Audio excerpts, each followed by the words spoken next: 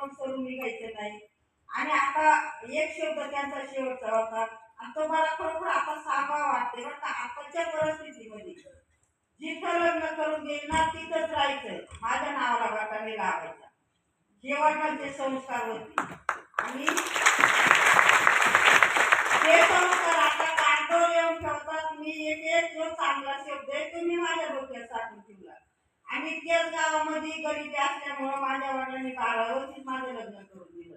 लग्न करून दिल्याच्या नंतर माझं 1-2 वर्ष चांगलं होतं म्हणायला, पण नंतर माझा असा छळ झाला का आता ते पण सांगायला नको, पण मी सांगते. मी गरीबाची मुलगी होते आणि माझ्या मित्राचं दुसरं लग्न करून द्यायचं म्हणून मला खूप त्रास आला, खूप छळ. पण वडिलांनी सांगितलं होतं मरून निघायचं पण सरून निघायचं नाही. 40 वर्ष मी गायच्या गोठ्यात प्रवास केला. 4 काळाला जन्म मी गायच्या गोठ्यामध्ये दिला. आणि संध्याकाळचं जर बाळ जन्मलं ना तर रोजचं काम महिलालाच माहित असतं ना किती काम असते. आपल्या घरातलं शेतातलं गाई म्हशी असेल कोणी इथं गाई म्हशी वाल्या मला वाटतं. जेवढं रोजचं काम आहे ना संध्याकाळचं बाळ जन्मलं तर सकाळचं सगळं काम मला करावं लागायचं. सकाळचं बाळ जन्मलं तरी दुपारपासून मला सगळं काम करावं लागायचं आणि मी केलं, सगळं केलं. 7 दिवसापासून पाठीची बाजून मी शेतीमध्ये काम केलं. 3-4 किलोमीटर वर जायचं, दिवसभर काम करायचं, संध्याकाळी डोक्यावर गवताचं वजन आणि पाठीची बाळ बांधेल परत घरी यायचं. 1 किलोमीटरवर आमच्या विहिरीचं पाणी होतं.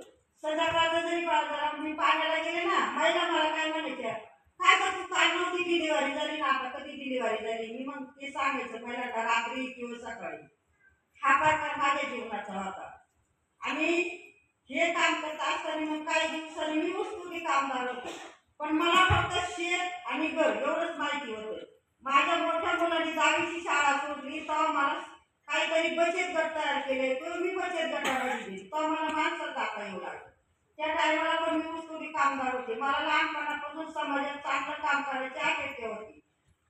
मग मला कुठं ते गाव सोडून दुसऱ्या गावाला जाऊन देत नाही. मी ना लिहिता वाचता येईना, काय समाजात काम करणार आहे मी. मग ऊस तोडून आले का त्याला काय कापणासाठी मी रोपं तयार करू लागले. रोपं तयार करून बचत गटाला 1-1 रोप देऊ लागले. बचतच्या टायमाला बाईक संस्था तिथं काम करायला आली.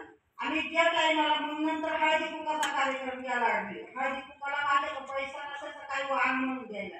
मी 1-1 रोपच वाण म्हणून देऊ लागले. 5 वर्ष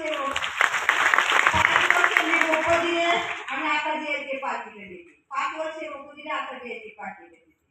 त्या टायमाला गाव माझ्या शेतामध्ये जेव्हा हायब्रिड बियाणं आलं, केमिकल खत आले, औषध आले, पूर्वी नव्हते. याच्या आजीला असं माहिती शेणखतावर शेती होती ना पहिली, नाही का, हे नंतर आलं.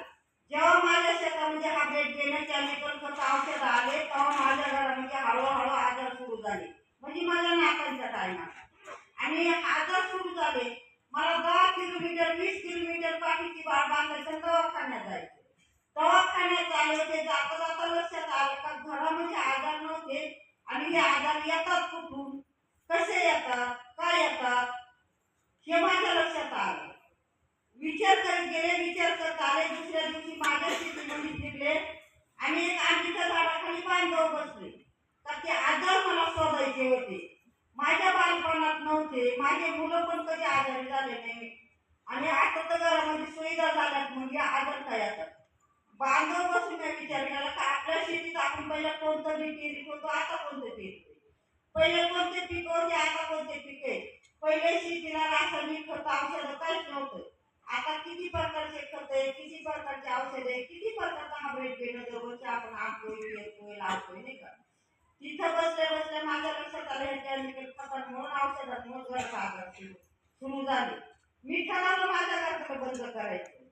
पण संध्याकाळी कुटुंब बसवलं आणि मग हे केमिकल खत औषधं आणायचं, हे जे पारंपरिक येणे ना जुनं तेच पेरायचं तेच लावायचं.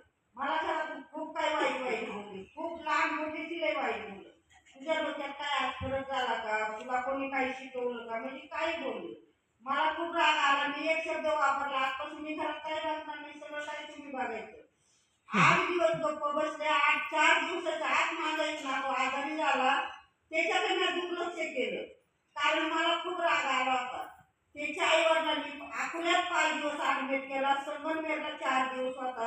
मी आपल्यात 5 दिवस होता, तिथं 2 दिवस, पण मी बघायला नव्हते गेली का तर मला खूप राग आला होता. पण संगमनेरला नेलो, 3ऱ्या दिवशी मी गेले. त्या बाळाची जगायची शक्यता दिसना. मला असं वाटलं का हा माझा राग मलाच काय मिळाला, ते बाळ मी घरातच नीट केलं असतं. तिथून 4थ्या दिवशी नाशिकला पाठवलं. नाशिकला पाठवलं, जवळ 1 रुपया सुद्धा राहिला नाही. अशी परिस्थिती झाली का 1 लाखाचं मंगळसूत्र होतं गळ्यामध्ये, 2 मुली. ते नाशिक मध्ये मोडले. तिथून ते बाळ मुंबईला केमच्या दवाखान्यात नेलं. तिथे मला नातेवाईकांनी मदत केली, काही लोकांनी पण मदत केली पैशाला. पण 1.5 महिना दवाखान्यात होतं, 3 लाख रुपये लागले त्या टायमाला. मग हा परिणाम माझ्या स्वतःच्या घरात घडला. घरी आलो, मला पिकाची शेती घाण ठेवावं लागली. आवताचे बैल विकले, म्हशी विकल्या, शेळ्या बकरं सगळं काही विकल्या गेलं. तिथून पुढे माझं कुटुंब मी सांगत ते ऐकायला लागलं. मग मी गाव फिरले, माझ्याकडे होतं काही मला जे लहानपणी दिसलं बा ते मी गोळा केलं. कोणाकडून 1 बी आणली, कोणाकडून 2 आणले, एवढे दाणे आणले. त्याचा वाढवा करून माझ्या घरापुरतं मी सेंद्रिय पद्धतीनं करून खाऊ लागले. तर माझ्या घरातले आजार मला हळूहळू कमी दिसले. मग हे मी नातेवाईकांना सांगायचे, बचत गटाला सांगायचे, पण तेव्हाही लोक मला काहीतरी वेडच लागलं म्हणायचे. चांगलं कोणीच नव्हतं म्हणत.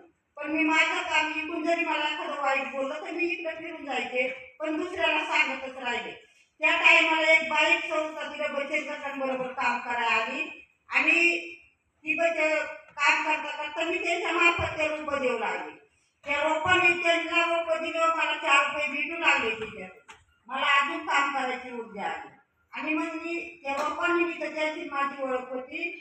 मी फक्त बी लावायला चालू, पाऊस पडून गेला तर थोडं थोडं सगळं बी टोकरीमध्ये भरून आणि शेतात चालू होते. रस्त्याच्या कडाला घर आहे, ते रस्त्याने जाताना माझ्या घराकडे वळले. मी परत मागे फिरून आले, दारात बसले आणि लागले गप्पा मारायला. त्यांनी मला विचारलं, हे कशाचे गप्पे मावशी, कुठं चालू होत्या? म्हणजे पाऊस पडलाय, चालेल बी लावायला शेतात. म्हणजे याचे सांगा ना नाव कशाचं आहे. म्हणजे एवढं कुठं तुम्हाला नाव सांगत बसू मी, मला नव्हतं माहिती एवढं मोठं होईल म्हणून. त्यांनी परत मला विचारलं, हे कोणत्या बाजारातून आणले? म्हणजे बाजाराचं नाही सर, हे पारंपरिक घरचं आहे आणि सगळं काय गावरान आहे. ते मला म्हणजे लोक नवीन आणतात, नवीन करतात, तुम्ही कसे गावरान ठेवलं? मग आता जो तुम्हाला अनुभव सांगितला ना, हा मी त्यांना सांगितला. ते गेले, 3ऱ्या दिवशी परत आले.